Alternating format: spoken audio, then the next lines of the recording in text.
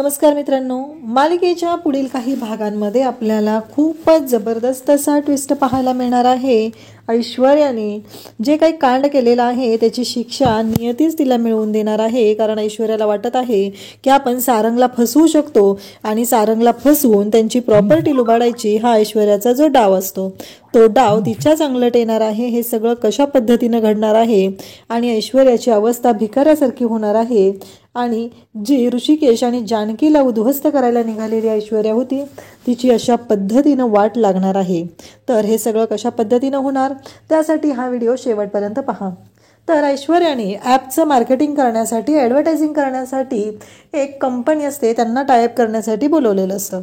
तर ती कंपनी अशी असते की ती ॲडव्हर्टायझिंग कंपनी असते आणि मग त्यांचे जे हेड असतात मिस्टर कश्यप ते आलेले असतात आणि त्यांच्याबरोबर डिस्कशनला सुरुवात होते। सारंग म्हणत असतो की मला काय म्हणायचं ऐश्वर्या, तेव्हा ऐश्वर्या सारंगला तिथे गप्प करते।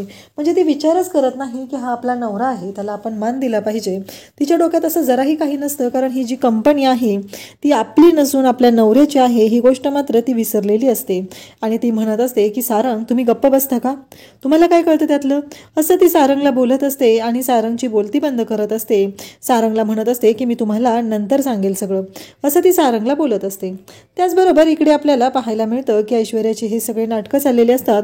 बिचारा सारंग खाली मान घालून गप्प बसलेला असतो, त्याच्याकडे कोणताच ऑप्शन नसतो आणि मग ऐश्वर्या त्या मित्तल यांच्याबरोबर ठरवते आणि ते सांगतात की आत्ता महत्त्वाची गोष्ट आहे म्हणजे तुमच्या गावामध्ये आमच्या कंपनीचा एकही इव्हेंट झालेला नाही, तर आम्हाला असं वाटतं की तुमच्या गावामध्ये आमच्या कंपनीचा एक इव्हेंट होणं गरजेचं आहे। एकदा का तुमच्या गावामध्ये आमच्या कंपनीचा इव्हेंट झाला तरच सगळं आपल्याशी फायदेशीर होणार आहे असं मिस्टर कश्यप यांनी सांगितलेलं असतं आणि मग ऐश्वर्या या गोष्टीसाठी तयार होते। मिस्टर कश्यप यांना सांगते की चालेल काही हरकत नाही आहे, तुम्ही सांगा। सयाजीराव पण इकडे म्हणत असतात की तुम्ही सांगा हो काय करायचंय ते। सयाजीरावला कुठे स्वतःच्या पदरची खिशातली दमडी मोडायची असते, त्याला तर आरेरावीच करायची असते आणि तो म्हणतो की सांगा हो तुम्ही फक्त बोला, करूया काय करायचंय ते, असं सयाजीराव म्हणत असतो। आणि या सगळ्या गोष्टीसाठी सारंगला बिचारायला फक्त तिथं ठेवलेलं असतं ते सह्या करण्यासाठी, बाकी कोणत्याही गोष्टीसाठी सारंगचा तिथे वापर होत नसतो। सारंगला तोंड दाबून बुक्क्यांचा मार देत असते ती ऐश्वर्या देत असते, हे सगळं घडत असतं आणि ऐश्वर्याची ही नाटकं सुरूच असतात। मग मिस्टर कश्यप सांगतात की ते गावामध्ये श्रीवत्सव स्पर्धा घ्यायची आहे आणि यामध्ये तुमची जोडी जिंकली की आम्ही तुमच्या कंपनीबरोबर टायअप करू आणि मग बाकीचे चॅनलवाले तिथे येतील आणि मग आपल्याला स्पॉन्सर्स मिळतील। हे सगळं चाललेलं असतं आणि मग यांनी सांगितलेलं असतं त्या पद्धतीनं गोष्टी घडल्या पाहिजेत। आता हे सगळं सुरू असतं आणि सारंग मात्र म्हणत असतो की हे सगळं काय आहे, तेव्हा सारंग म्हणत असतो अहो ऐश्वर्या आपण कशी जिंकणार ही स्पर्धा, आपल्या दोघांना काय माहिती एकबद्दल। तेव्हा ते म्हणत असतात की अहो तुम्ही काय बोलताय, म्हणजे तुमचे जर मिस्टर आत्ताच याच्यासाठी तयार नसतील तर विचार करा, पण ह्या स्पर्धेमध्ये जर तुम्ही जिंकला तरच आम्ही तुमच्या बाजूने असू, असं त्यांनी स्पष्ट सांगितलेलं असतं। तेव्हा ऐश्वर्या म्हणत असते की हो काही झालं तरी आम्हीच ही स्पर्धा जिंकणार आहोत असं ऐश्वर्या सांगत असते आणि त्याचबरोबर मिस्टर कश्यप म्हणतात की हे बघा काही झालं तरी ही स्पर्धा तुम्हाला जिंकावी लागणार आहे, जर तुम्ही ही स्पर्धा जिंकलात तरच पुढं काय ते आम्ही डिसिजन घेणार आहोत, असं ऐश्वर्याला ते सांगत असतात। ऐश्वर्या या गोष्टीसाठी तयार होते आणि मग ऐश्वर्या म्हणत असते की सारंग काहीही झालं तरीही आपल्याला ही स्पर्धा जिंकायची आहे, म्हणजे जिंकायची आहेच, तरच आपल्यासाठी हे सगळं घडणार आहे, हे सगळं ती सांगत असते। त्याचबरोबर इकडे सारंगही आता त्या गोष्टीसाठी तयार होतो। मिस्टर कश्यप म्हणतात की ठीक आहे लवकरातली लवकर आता मुदत ठरवा, तारीख ठरवा आणि हे सगळं घडवून आणलं पाहिजे, हे सगळं चाललेलं असतं। तेव्हा सारंग म्हणत असतो की हो लवकरात लवकर आपण हे सगळं ठरवूया आणि गोष्टी व्यवस्थित अशा हँडल करूया, मॅनेज करूया, हे सगळं तो बोलत असतो। त्याचबरोबर इकडे आपल्याला पाहायला मिळतं की आता सगळी तयारी सुरू झालेली असते आणि सगळीकडे होर्डिंग लागलेले असतात, श्रीवत्सव स्पर्धा होणार आहे आणि त्याचबरोबर त्या स्पर्धेचं बक्षीसही मोठं असतं। ह्या सर्व गोष्टी घडणार असतात आणि तेव्हा ऐश्वर्या त्याचबरोबर सारंग हे सगळेजण त्या स्पर्धेसाठी जय्यत तयारी करत असतात। त्याहीपेक्षा मोठी गोष्ट असते म्हणजे स्वतः ऐश्वर्या आणि सारंग ही त्या स्पर्धेमध्ये भाग घेणार असतात, त्यामुळं त्यांच्यासाठी ही खूपच मोठी गोष्ट असते। त्याचबरोबर इकडे आपल्याला पाहायला मिळतं की ऐश्वर्या आणि सारंग या स्पर्धेसाठी उतरलेले असतात आणि या स्पर्धेसाठी सज्ज झालेले असतात। तर इकडे हे सर्व घडत असतं तेव्हा हे सगळं चालू असतं तेव्हा इकडे आता हे सगळं पाहिलेलं असतं ते म्हणजे अवंतिकाने. अवंतिकाला पण याबद्दलच्या गोष्टी माहिती असतात आणि अवंतिका इकडे येऊन सांगू लागते की काहीही झालं तरीही महत्त्वाची गोष्ट आहे ती म्हणजे तुम्हाला ही स्पर्धा जिंकावी लागणार आहे. तरच या स्पर्धेसाठी असा हा सगळ्या गोष्टी घडणार असतात. हे ऐश्वर्याच्या बाबतीतलं सत्य आता अवंतिका इकडे सांगत असते. आणि हे एवढं मोठं ॲप त्यानं लॉन्च केलेलं आहे त्यामुळं तुमच्या गोष्टीसाठी त्याचा तोटा होऊ शकतो. हे सगळं चालू असतं आणि तेव्हा मात्र अवंतिका म्हणत असते की जानकी वहिनी तुम्ही या स्पर्धेमध्ये भाग घेणं गरजेचं आहे. मग जानकी म्हणते की मी ऋषिकेश बरोबर याबाबतीत बोलून घेते. आणि जानकी मग ऋषिकेशसोबत बोलण्यासाठी आलेली असते. तिला ऋषिकेशसोबत ह्या गोष्टी बोलायच्या असतात आणि त्यानंतरच सगळ्या गोष्टी ठरणार असतात. तेव्हा जानकी म्हणते की चालेल. आणि मग अवंतिका म्हणत असते की जानकी वहिनी आत्ताच आपल्याला या सगळ्याबद्दल माहिती काढावी लागणार आहे तरच आपण या सगळ्याबद्दल व्यवस्थित असा विचार करू शकतो असं इकडे जानकी म्हणत असते. आणि जानकीचं हे सगळं जे बोलणं चालू असतं ते अशा पद्धतीनं चालू असतं. जानकी म्हणत असते की चालेल काही हरकत नाही आहे, मी या सगळ्यासाठी सज्ज झालेली आहे, मी या सगळ्यासाठी तयार आहे, ही स्पर्धा तर मी जिंकणार आहे असं जानकी सांगत असते. आणि त्याचबरोबर जानकी म्हणते की आता मला ऋषिकेश यांच्याकडे जाऊन त्यांना याबद्दल बोलावं लागणार आहे असं म्हणत जानकी ऋषिकेशला भेटायचं ठरवते. आणि जानकी मग ऋषिकेशकडे येणार असते आणि त्याचबरोबर ऋषिकेशला ती सांगू लागते की ऋषिकेश एक प्रॉब्लेम झाला आहे, तुमच्या लक्षात आलं का? ऐश्वर्याने एक नवीन ॲप लॉन्च केलेला आहे आणि त्यामुळं आपल्याला तोटा होऊ शकतो. ऋषिकेश म्हणत असतो की हो जानकी माझ्याही ते लक्षात आलेलं आहे. तेव्हा जानकी म्हणत असते मग आता पुढे काय करायचं आहे? त्यावर ऋषिकेश तिला म्हणतो की काळजी करू नको, सगळ्या गोष्टी व्यवस्थित होणार आहेत, फक्त एक विचार करावा लागणार आहे की आपल्याला त्यासाठी काय करावं लागेल. तेव्हा जानकी म्हणते माझ्याकडे उत्तर आहे, कारण त्या स्पर्धेमध्ये ऐश्वर्या आणि सारंग यांना एक ऑफर देण्यात आलेली आहे. जर ऐश्वर्या आणि सारंग हे दोघंजण ती स्पर्धा जिंकली तरच त्यांना ह्याची ॲडव्हर्टायझिंग मिळणार आहे, अन्यथा त्यांना हे ॲडव्हर्टायझिंग मिळणार नाही.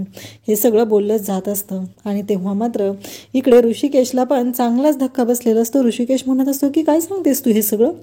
तेव्हा इकडे ऋषिकेश म्हणतो की हो. तेव्हा जानकी म्हणते मग माझ्याकडे एक ऑफर आहे, तुम्हाला ती पटते का बघा, कारण काहीही झालं तरीही ही स्पर्धा आपण जिंकायची आणि ती जी स्पॉन्सरशिप आहे ती आपल्यासाठी मिळवायची हे मला असं वाटत आहे.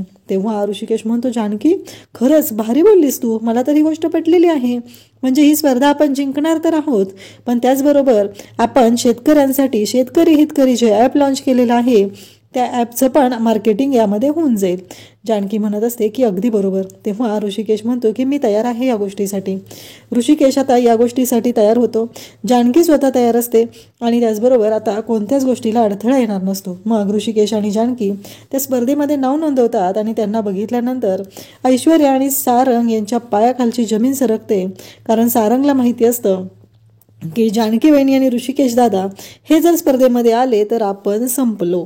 कारण जानकी वहिनी आणि ऋषिकेश दादा यांचं एकमेकांवर किती प्रेम आहे आणि ते दोघं जण एकमेकांसाठी काय करू शकतात याबद्दलची खात्री सारंगला तर असतेच.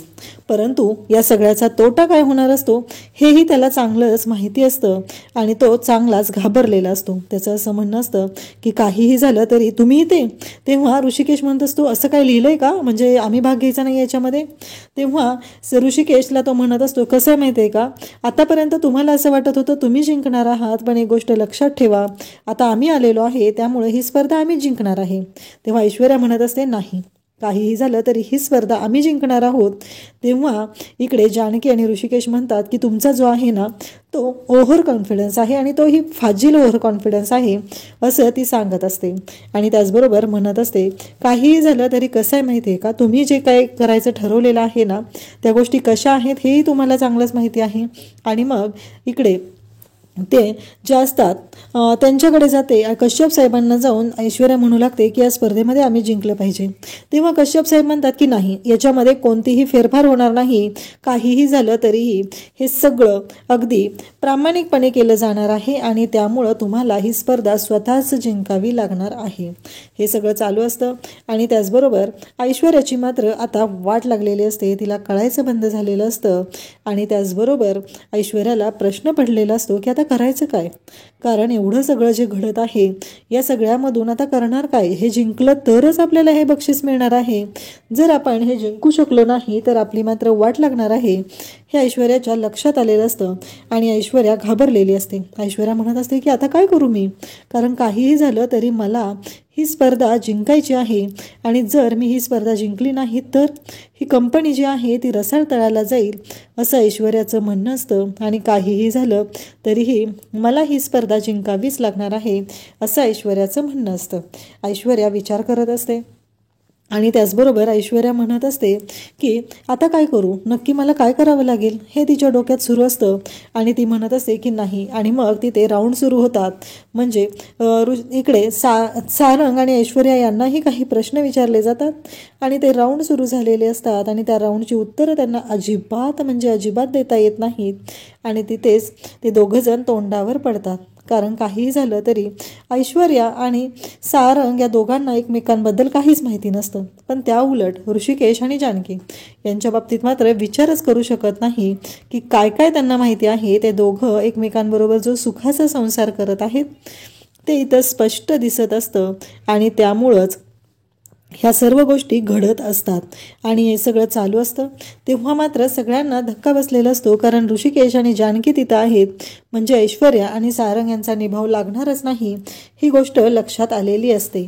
आणि त्याचबरोबर हे सगळं चालू असतं आणि त्याचवेळी आता तिथे प्रश्न विचारले जात असतात आणि तिथे लक्षात येतं की आता हे संपलेलं आहे.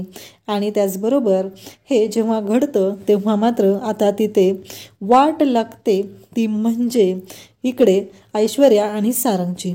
त्यांना काहीही तिथं बोलता येत नाही. आणि त्याचबरोबर हे जेव्हा घडत असतं तेव्हा मात्र ऐश्वर्या आणि सारंग एकमेकांकडे पाहत असतात.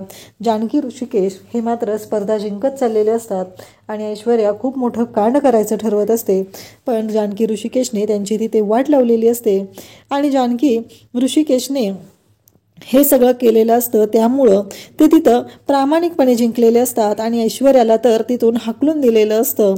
आणि त्याचबरोबर ऐश्वर्याची मात्र तिथे वाटच लागलेली असते, तिला कळतच नसतं की आता करू काय. त्यामुळं ती तिथे पाहत असते आणि त्या स्पर्धेतून ऐश्वर्या आणि सारंग यांना डिबार्ड केलेलं असतं, कारण त्या दोघांनीही जानकी आणि ऋषिकेशच्या विरोधात कांड केलेलं असतं, त्यामुळं हे सगळं घडलेलं असतं. आणि त्याचबरोबर त्यांना त्या स्पर्धेतून बाद केल्यामुळं आता जिंकण्याचा प्रश्न येतच नाही आणि जिंकतं ती म्हणजे ऋषिकेश आणि जानकी.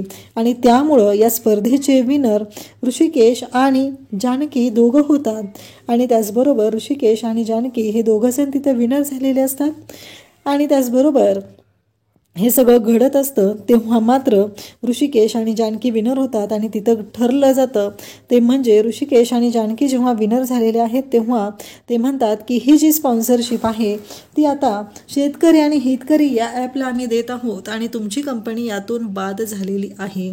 ऐश्वर्या भिकारी झालेली असते, कारण या इव्हेंटसाठी तिने पैसे मोजलेले असतात आणि ते सगळे पैसे वाया गेलेले असतात आणि ते ऋषिकेश आणि जानकीचा विजय झालेला असतो.